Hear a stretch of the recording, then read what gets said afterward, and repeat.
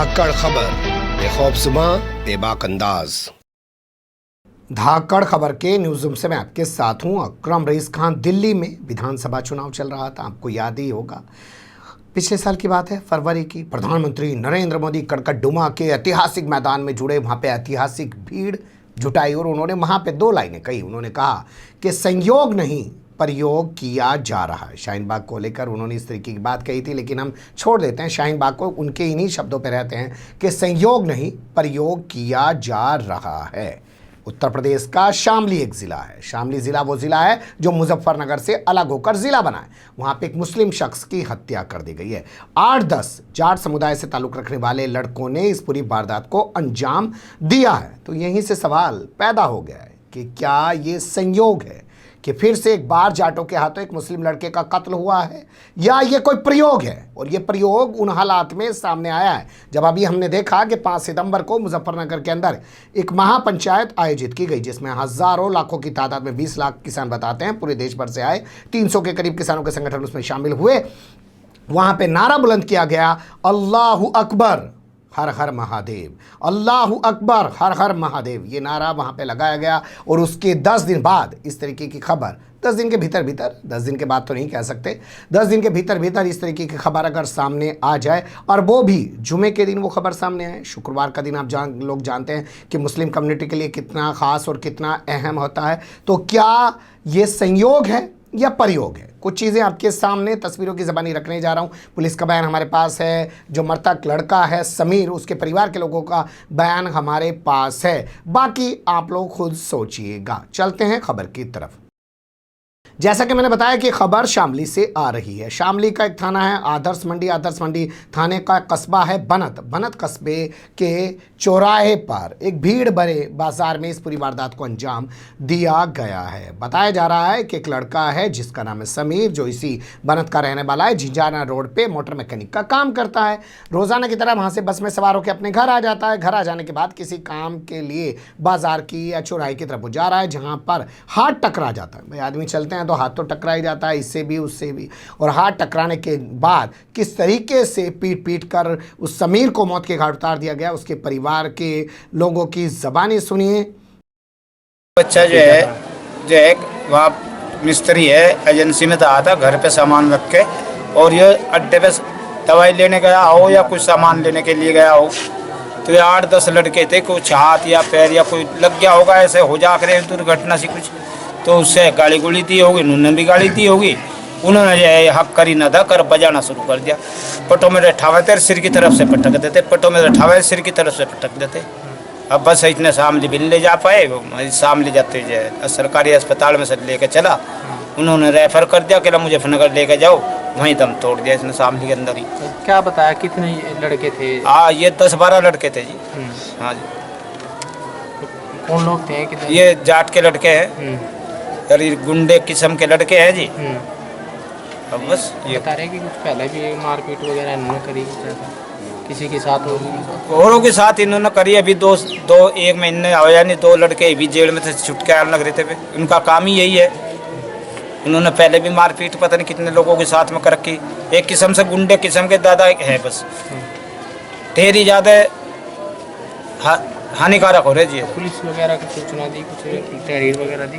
हाँ जी, दे दी, रिपोर्ट होगी जी, सारी पक्की होगी।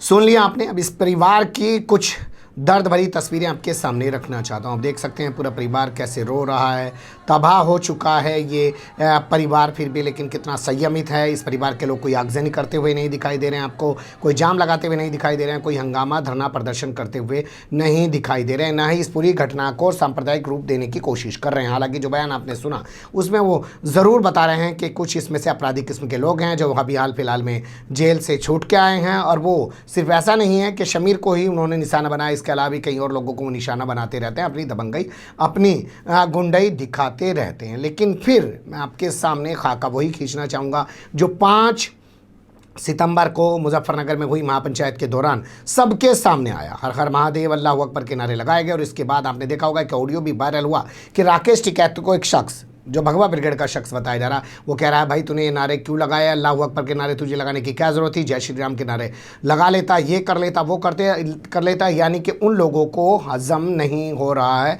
हर हर महादेव और अल्लाह अकबर का एक साथ लगाए जाने वाला ये नारा। मुझे लगता है किसान आंदोलन को हमें एक तरीके से और देखना और समझना पड़ेगा। किसान आंदोलन जहां इस हर धर्मी सरकार से अपने अधिकारों के प्रति लड़ता हुआ दिखाई दे रहा है, 9-10 महीने से आंदोलन चल रहा है, वहीं ये आंदोलन हिंदू मुस्लिम का जो एजेंडा प्रोपेगेंडा 2013 में मुजफ्फरनगर की धरती पर एक्सपेरिमेंट के तौर पर अपनाया गया था और जिसके बाद 2014 के लोकसभा चुनाव हो, 2017 के विधानसभा चुनाव हो, 2019 के लोकसभा चुनाव हो और अब 2022 का विधानसभा चुनाव आ रहा है। भाजपा अपनी लगातार फसल काटती आ रही है और काटना चाहती है, उसके बीच में खड़ा हो गया है। वो कह रहा है कि यहाँ कोई हिंदू मुस्लिम झगड़ा फसाद नहीं है और हिंदू मुस्लिम फिर से एक साथ आ रहे हैं। तो जिस दौर में ये तस्वीरें उभर रही हैं कि जाट और मुस्लिम कम्युनिटी और तमाम जातियाँ फिर से एक साथ किसान आंदोलन के जरिए खड़ी हो रही हैं, उसी दौर में अगर ये खबर निकल के सामने आए कि जाट कम्युनिटी से ताल्लुक़ रखने वाले 7-8 लड़के एक मुस्लिम लड़के का कत्ल कर देते हैं और वो भी बेरहमी से मामूली सी बात पर कत्ल कर देते हैं, तो बहुत सारे सवालों को तो जन्म देता ही है।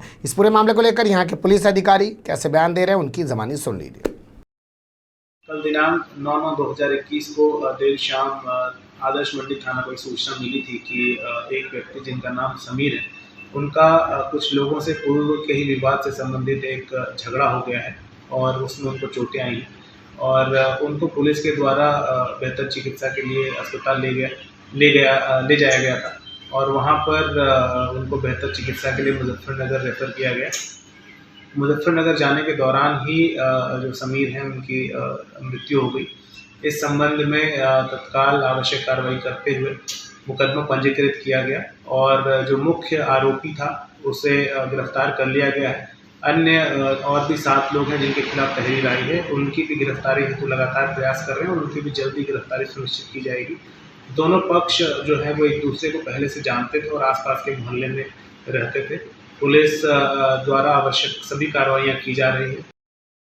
सुन लिया आपने, सीधा सिंपल सा रटा रटा है बयान, क्योंकि पुलिस का काम वही होता है जैसे फिल्में देखते हैं ना, आखिरी में फिल्म आती है हैंड्स अप, यही सीन होता था ना पुरानी फिल्मों में, पुलिस का हैंड्स अप, अब वो सब बदमाश हाथ ऊपर करके चलो सबको गिरफ्तार कर लो। भाई ये काम होता था इनके लिए। तो कोई मर गया तो एक डेड बॉडी है, सामान है, उठा के उसे पोस्टमार्टम के लिए भेज दिया, एक मुकदमा लिखा गया, नामजद मुकदमा लिखा गया, अच्छा है गिरफ्तार करके भेज देंगे जेल, नहीं मिलेंगे 4 दिन बाद भेज देंगे, कोई आफत तो आ नहीं रही है। कोई ब्लाइंड मर्डर होता, कोई खुलासा ना होता, तब तो शायद पुलिस के सर में दर्द बनता। लेकिन इस पूरे घटनाक्रम को लेकर बताया जा रहा है, जो हमारी स्थानीय पत्रकार से बात हुई है, कि तनाव की स्थिति व्याप्त है और वहाँ पर भारी पुलिस फोर्स तैनात किया गया है। लेकिन फिर मैं कहूँगा कि मुजफ्फरनगर में हुई पंचायत के 5-7 दिन के बाद हुआ ये मर्डर बहुत सारे सवालों को जन्म देता है। ये संयोग नहीं हो सकता, ये प्रयोग हो सकता है, क्योंकि आपने उन बुजुर्ग की ज़बानी सुना होगा कैसे वो बता रहे हैं कि उठा उठा के पटक पटक के सिर के बल उसको मारा गया और उसकी हत्या की गई है। ये जानबूझ के हत्या की गई है। मामूली सी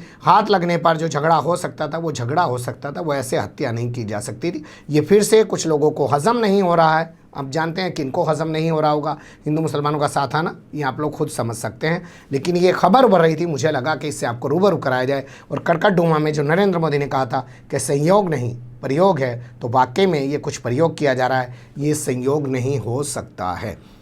बेहतर होगा पुलिस पूछताछ के बाद ये बताए कि इस लड़के का कत्ल आखिर किस लिए किया गया। 24 घंटे से ज़्यादा का वक्त बीत चुका है।